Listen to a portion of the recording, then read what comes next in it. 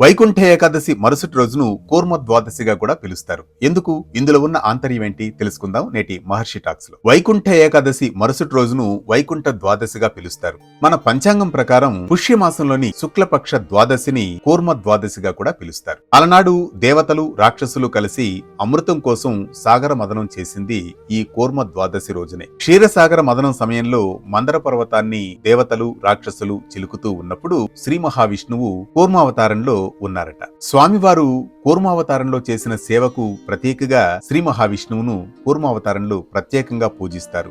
క్షీరసాగర మదనంలో అమృతం కోసం దేవతలు రాక్షసులు కలిసి సాగర మదనం చేసినప్పుడు స్వామివారు కూర్మావతారంలో ఉండడం వల్లే ఈ క్షీరసాగర మదనం సాఫల్యం చెందిందని అంటారు. అందువల్లే ఇందుకు ప్రత్యేకగా శ్రీ మహావిష్ణువును కూర్మ ద్వాదశి రోజున ప్రత్యేకంగా పూజిస్తారు. ఇక అన్నిటికంటే ముఖ్యంగా మన తెలుగు రాష్ట్రాల్లోని శ్రీకాకుళం జిల్లాలో కొలువై ఉంది శ్రీ కూర్మనాథ స్వామి దేవాలయం. కూర్మావతారంలో ఉన్న ఏకైక విష్ణువు ఆలయం ఇదే. వైకుంఠ ఏకాదశి వైకుంఠ ద్వాదశి రోజుల్లో శ్రీ కూర్మనాథ స్వామి దేవాలయంలో ప్రత్యేకంగా పూజలు చేస్తారు. అందుకే కూర్మ ద్వాదశి రోజున శ్రీ మహావిష్ణువును కూర్మావతారంలో దర్శిద్దాం, సకల శుభాలను పొందుదాం. ఇలాంటి మరిన్ని విశేషాలతో కొనసాగే మహర్షి టాక్స్ ను సబ్స్క్రైబ్ చేసుకుంటారుగా.